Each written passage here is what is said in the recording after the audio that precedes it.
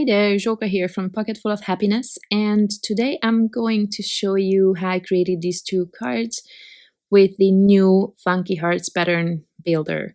If you know my pattern builder stamp sets, this will be familiar. It's exactly the same concept.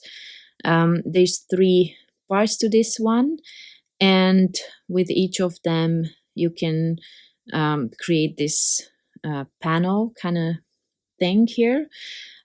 Since this stamp set is seamless, you will have to, if you want to cover the whole card front, you will have to stamp this panel multiple times. And I am creating two at the same time in a different color combination. One of them I didn't end up loving, but it's trial and error. Just like lining this up is trial and error. First, don't give up. It can happen that it's not going to be perfect.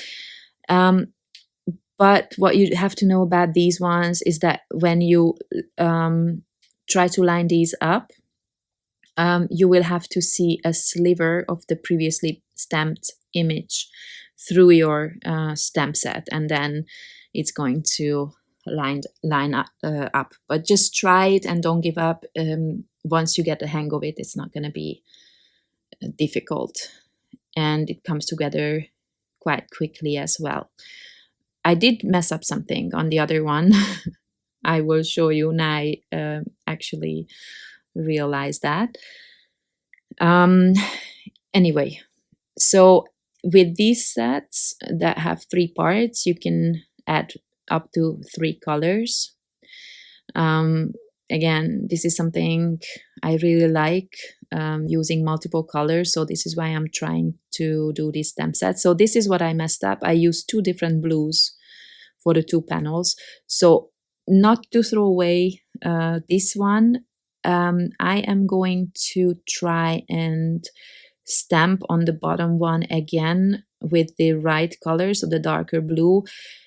I think it ended up okay, but of course it's going to be a little bit different because I already had stamped that before.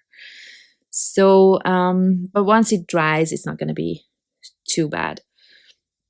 Okay, I think I didn't show all the colors I used so far, but these are every color that I used here is from 2 sets. One with that has this polar bear in it.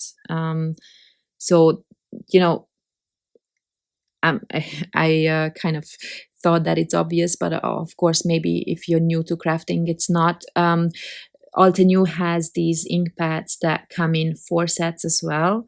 So I have all 4 colors of every set, and then this one, if you look for Icy Water, I think that was the other one, or Polar Bear, you will find all 4 colors. And then the other one that has the red ones, that has the something like Martian Terrain, I think it was that one. Those are the colors that I used. Okay, so again, 2 new die sets that I'm using here just to add a sentiment. One of them is from the Love, Love, Love cover plate, and the other one is called Love Hard. And I am layering this, I actually have all these layers because I die cut them. I did not know which color I want to use, and then in the end I decided I will use them all. I will offset them, and then I have a little bit of every color. And then I also use the shadow die here with the dark blue, and that's going to be my bottom layer and help the die cut stand out from a busy background. So normally when I have busy backgrounds like this, especially if I spend some time on them, because, if it's a layering stamp like that, or a pattern builder, it's gonna take some time. So I normally don't like to overcomplicate things.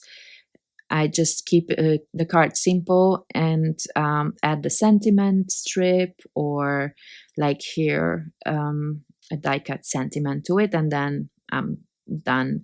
Maybe some enamel dots, which I didn't today. Actually, I don't know why I didn't do that. That would have looked fun. But okay, so here for the love letters, I also die cut the letters several times from white cardstock, and just here I'm not offsetting anything, just layering them up to create some dimension. And then I'm also cutting some really slim strips of blue cardstock and red cardstock to add some border around my panel, because what I did here, I only stamped this image twice, so it's not gonna cover a full A2 panel. So instead of, I could have done it 3 times, and then I could have had the right size, but I just decided to keep things simple and use it as is, and add some colored border there. I actually do this often with these kind of stamps. Yeah, and then I also had some light blue. I thought I will add a third color border as well, because I had still plenty of white space there. And that's about it. Only my sentiment, and then pretty much done. Okay, so I decided my sentiment needed a little bit of lift still to stand out, so I'm adding some foam tape. This is not my favorite thing to do. I don't know about you. When the letters are, kind of skinny, and you have to cut these foam tapes into tiny little pieces, it takes some time. So I didn't actually put adhesive on every single thing, but I think I still added enough to keep that sturdy. Now moving on to my other card. This is where I don't really like the colors that much, or as much as on the other one. But I didn't want to waste my already stamped image. Sometimes I start stamping and I think that the colors look nice together, but then, excuse me, I end up not loving them so much. I don't hate it, but maybe it wouldn't be something I would do again. Let's just say that. Okay, I'll just trim off the edges here because the stamp panel was a little bit larger than my card base. And then I will glue down these letters. I think these letters are so useful. I used them on so many cards for this release. I like the simplicity and the size, and you can place them in many different ways. So yeah, I think it's a good basic to have in your stash. And then the finishing touch on both cards is gonna be twine again. And I always add a little bit of glue in the middle just to keep the bow in place, I don't know, it's easier, but you can see, I don't know, I see other people's cards with twine bows and they look so pretty and the ends are always so nice, and mine, they just go wherever they want. I can never, I don't know, they just never look right to me. Anyway, this one is okay. The other one, that was kind of weird.